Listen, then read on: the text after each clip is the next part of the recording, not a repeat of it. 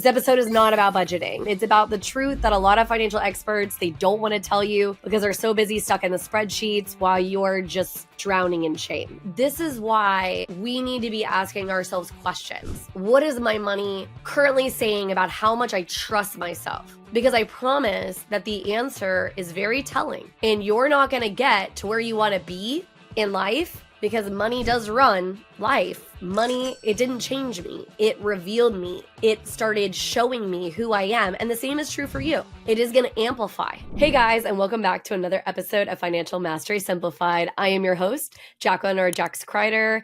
And today I want to talk to you a little bit about the fact that money isn't what changed me, but it did reveal parts of me that I didn't necessarily want to look at, that once I kind of saw them, I really couldn't go back. So as you know, I do a lot of guest episodes, and then sometimes I do some solo episodes as well. So I wanted to take a little bit of an opportunity today to talk about how money is really an amplifier. This episode is not about budgeting. It's about the truth that a lot of financial experts, they don't want to tell you because they're so busy stuck in the spreadsheets while you're just drowning in shame. And so this is something that I feel really, really passionate about. And the main reason why is because I see it so often, right? When people are looking, they're trying to get a mortgage, and they don't even want to have a conversation with us half the time because they don't want to be told that their credit sucks or that their income sucks. They don't make enough money, right? And this is all rooted in a lot of the shame that surrounds money and how money really amplifies how you think, what kind of steps you take. And so I wanted to kind of unpack this a little bit and talk a little bit about how this looks, because I think it's something that unfortunately a lot of people don't talk about. And again, it's due to a lot of fact of shame, but there's no shame in my game. As you know, I have no qualms of laying myself financially bare in front of the world, mainly because if my story and what I've been through and my knowledge can help somebody else, that's what I want to do. I want to help somebody else. I want to level you up and get you to a place that you feel great about, that you feel happy about, right? So that's really, really important to me. And so, I grew up in a family, unlike a lot of other people, where I was super blessed that I actually was taught about money. Now, I know a lot of us, that is not the case, and there's no shame in that either. It's not like it was your fault whether your parents taught you about money or not, but I actually did have that, right? And so I knew all of the quintessential rules, if you will. I knew that I should invest money in my retirement accounts. I knew that I should spend wisely. I was even taught at an early age that saving was important and how to facilitate that. And I was taught about compounding interest and all these things. And I like math as a general rule. So this all kind of naturally flowed together. And even with all that, I don't think I realized how much of an emotional component that money and finances have. But I think we all ignore that on its face, we just think, oh, well, money is numbers, money is math, and I'm not good at math, or I wasn't taught how to handle math and all those kind of things. And so first of all, that's just not really true. And then second of all, I will say that the emotional component of money is probably 10 times more important than the actual numbers. And I'm going to explain to you why. So first of all, the math never lies. And so depending on what processes you take, what rules you follow or whatever, you're never going to change the rules of compounding interest or how things are laid out from the financial aspect of amortization schedules and all this high level math or even low level math that is going into money. It's literally just dollars and cents. It's literally just numbers. And that math never changes. Okay, so you're saying, okay, great, the math doesn't change, but then why am I not being as financially successful as I want to be? Why am I not making some of the realizations I need to make to get to the level? Well, the truth is that there is this huge emotional undercurrent going on behind the scenes, right? And a lot of it is actually built into our DNA. So it's actually sort of in our body, and we were literally born with it, right? But beyond that being a huge aspect and factor, which I will talk about in another episode, there is this huge emotional component, right? We tie a lot of self-worth because of the kind of day and age we live in, and because of the way our society runs, we've tied a huge amount of self-worth to money, to ensuring that we are financially successful, to ensuring that we are making enough money, that our credit scores are to a certain level, that we have so much money in the bank. And the truth is that is all emotional, right? Whether you have $1 in your account or $10 million in your account, how you feel about that is emotional. It's an emotional component to money that is far exceeding what you're dealing with on the math, so to speak, right? The hard numbers. And so all these financial gurus out there are sitting there and they're talking to you about how these things work and you just need to do these things. The problem is, if you're not dealing with the emotional component, if you're not dealing with a lot of these root causes and the mindset and some of the scarcity and the limiting beliefs and all this crap that's happening behind the scenes, it doesn't matter how much I teach you the rules. I can literally lay you out the perfect blueprint of exactly how you can be successful in your life right now, no matter how much or little money you want to make, or no matter how much or little money you want to have. I can literally do it right now. I have all those technical skills, right? Because of the industries that I've worked in, because of the books that I've read, because of the expertise that I hold, I can do all of that. Stay tuned. We'll be back right after this message from our sponsors. Imagine having the power to control your financial destiny, no matter where you start.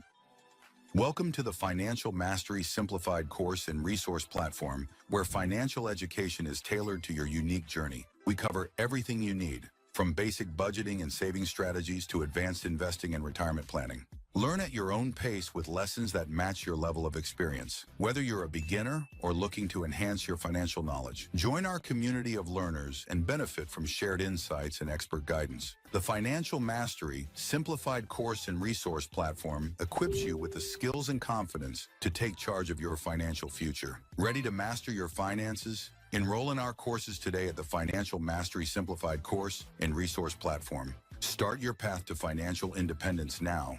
Visit us at fms.tips and fms.college for more information. Hello and welcome to PBJ Mortgage, where your home ownership dreams become reality. Today, we want to share why choosing PBJ Mortgage is the right choice for your home financing needs. At PBJ Mortgage, we're built on a foundation of values that drive us every day.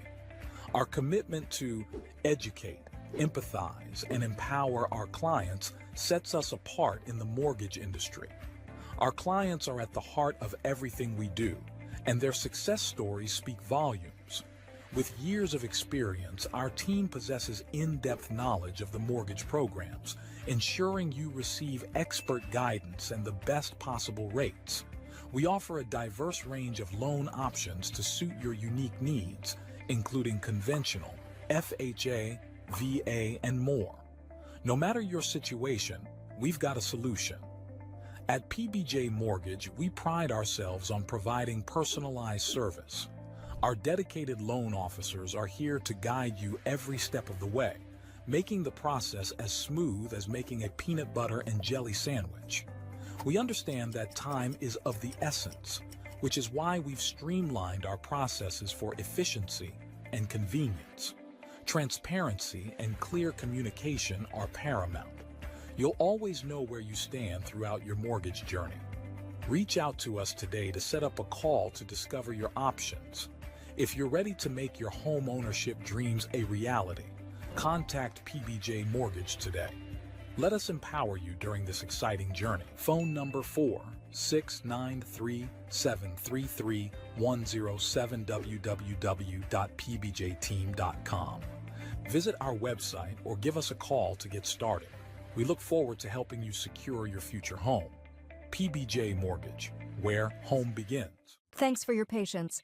The truth, though, is all of that is irrelevant if you're not going to, first of all, be able to put in the work to be able to do them. And that work is coming from the emotional aspect of money. And so that's why it's important to understand that money literally is just an amplifier, a mirror, so to speak. So it doesn't lie, a mirror doesn't lie. It's a reflector, and same thing with money. So it just reflects like the patterns, the beliefs, the wounds, the desires that you hold. And it is like the more money that you end up having, it amplifies some of those aspects, right? And so some common hidden reveals are like control issues. So if that's something that you struggle with on the emotional piece, then guess what? It's going to show and face itself up on the money side. Fear of not being good enough, right? That is also going to show itself up on the money side because maybe you're going to try to buy your way to feeling good enough.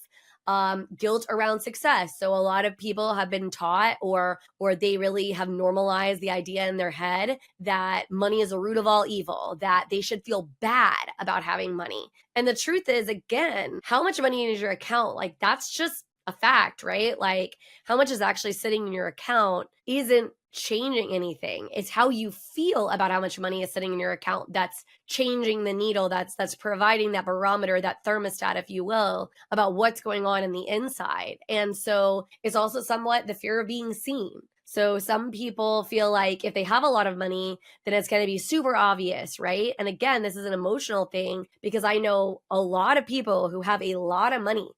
And you would never know. There's nothing in the real world that faces up besides maybe the actual holdings. And so if you really dug deep to figure that out, I guess you could find it out. But it's not something that like on its face you just knew off the top of your head, right? And so your subconscious is running the show here, and money is just giving it a mic and allowing it to speak. And so this is why we need to be asking ourselves questions. What is my money currently saying about how much I trust myself? Because I promise that the answer is very telling. And you're not going to get to where you want to be in life because money does run life. Let's be real. In our current society and the way that we have the current model set up, money runs the show.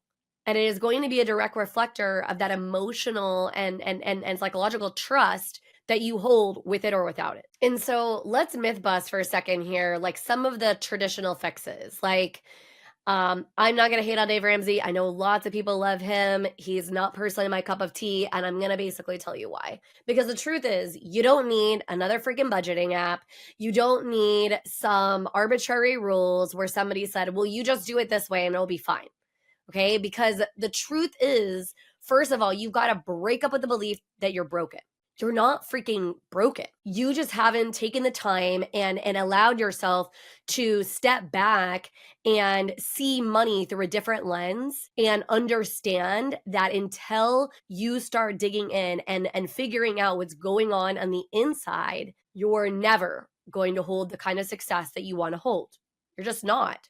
And so you're not bad with money. You just never got a system or a way that saw you. You never dug in enough to understand the emotional stuff that's popping up. And so sure, you absolutely can try to follow the rules. And if you are stubborn enough or driven enough or have the willingness to really try to shove yourself into the box and just try to make it work, by all means, you can do that. And that's why a lot of the systems that like Dave Ramsey preaches work. Because let's be real here, the snowball aspect of credit card debt, it works. It does. That is a very, and I even sometimes give those tips of like, hey, if we're struggling, right, here's some different ways that you can attempt those things. And they're great. And they do work. However, let's play that out. So we do the snowball theory, okay? And so if you guys don't understand what the snowball aspect is, let's say that you have 10 credit cards and you pick the one with the smallest balance. You put all your extra money towards that card until it's paid off. And then all the money that you were paying on that card, you go to the next card. And that next card, you are, again, putting all the money that you had from the card, from how much you were paying on that card, plus the other card that you just paid off, and you're just throwing it all there until that one pays off, and then you move down the path.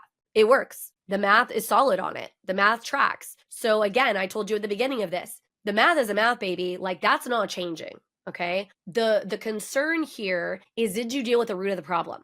So what created the debt in the first place? Because it probably wasn't just life circumstance. Maybe it was, and that is possible. But the fact that you remained in debt, that wasn't a life circumstance. That was because there's stuff going on under the surface that you haven't freaking dealt with, okay? So for instance, we'll take myself. I throw myself under the bus all the time. I like to shop. All my 8 million purple cups are testament to this, right? Okay, great. So when I started getting myself in debt, and I've been in debt more than one time, and I started trying to do some of these methods, follow some of these rules to reset, to do all these things or whatever. Guess what happened? We paid off all the debt for a period of time. And then as soon as all that was done, and as soon as whatever, it went right back into it. Why? Because I didn't deal and address with the emotional aspects and pieces of money. Stay tuned. We'll be back right after this message from our sponsors. Welcome to Financial Mastery Simplified, your go-to podcast for making smart money decisions. We break down complex financial topics into easy-to-understand advice you can use every day. Our experts cover everything from budgeting and saving to investing and retirement planning. We give you the tools to take control of your money and build the future you want. With Financial Mastery Simplified, you'll feel informed and empowered to make the best choices for your financial health. Tune in to Financial Mastery Simplified on your favorite podcast platform. Start your journey to financial confidence today. Visit us at fms.tips and fms.college for more information. Welcome to House U, where we believe in the power of education. At House U, we're more than just a brand. We're your partner in home ownership, dedicated to educating, equipping, and empowering you every step of the way. Education is at the heart of everything we do. We offer comprehensive resources designed to make home ownership simple and accessible for all. From understanding mortgage options to mastering home maintenance, House U provides the knowledge you need to make informed decisions with confidence. We host workshops and seminars, bringing together experts and community members to share insights and build a stronger, more informed community. Because when you're educated, you're empowered. House U, home ownership made simple for all. Visit our website or contact us today to start your journey with House U. Empower yourself with knowledge and embrace the joy of home ownership. Thanks for your patience. Now back to our conversation. So for me, I was raised in a household where there was a very heavy scarcity mentality. Now, the funny part is I didn't realize that until literally maybe 3 or 4 years ago. Maybe. Okay. I didn't realize that. However, that is the truth. And it didn't come up at a place like my mom wasn't trying to be like in a bad spot or teach my brother and I bad things. I mean, in fact, my mother was an amazing woman who taught us all these great things about money that most families don't even teach you about. So hats off to her, right? However, because she grew up in a situation where there was such scarcity, she held on to her money like this and felt like it was always going to disappear on her. And so because of that, how she handled and related to money bled in to my life, to how my brother and I were taught to handle money. And so that when I got out of her house, I was like, we usually do either how our parents handle things, we think they did them well, or we go the other way. And we're like, no, we didn't like that. So I didn't like that. I didn't like that. We could never go out to eat, unless it was like these very special specifications. I didn't like that when we went to the movie, we were never allowed to buy popcorn because it was frivolous or whatever, right? Like I didn't want to have those restrictions on my life. And because I'm kind of anti-rule, if you haven't figured that out. And so I was like, no, I don't want to do any of that. And so this fueled a lot of debt as I just was like, whatever, I'm going to do whatever I want. I don't really care. And until I deal with some of those emotional triggers and some of the things that I have going on inside me are strengths and some of them are weaknesses. And until I address them, handle them, I'm never going to be where I need to be with money. And that cycle of credit card debt, or whatever, pay it all off, credit card debt, pay it all off. It's going to just perpetuate. And why is it going to perpetuate? Because I didn't do any of the emotional work. I didn't do any of the self-reflection. I didn't figure out how to trust myself with money. I didn't figure out how to step back and be like, oh shit, I've got to really take a hard look, right? So the truth is that you really need to reframe your idea of money. You need to start realizing that when things like this are popping up in your life, that they are triggers, and you need to start doing some self-work to figure out what the heck is the trigger, what is causing this. And I understand it's not necessarily convenient, but I promise if there is a pattern, if you start tracking and you start looking, there is a pattern, there is something there that is triggering you that needs to be addressed. And so you don't need to feel shame about this. You don't need to then be like, oh my gosh, see, I knew I was bad with money, and then like start a shame spiral. Like that is not going to help. You should use it as a self-trust checkpoint, and you should step back and be like, okay, judgment-free zone. We listen, we don't judge. If you're seeing those kind of things, we listen, we don't judge. Do that for yourself. Step back and start asking yourself, why do I feel this way?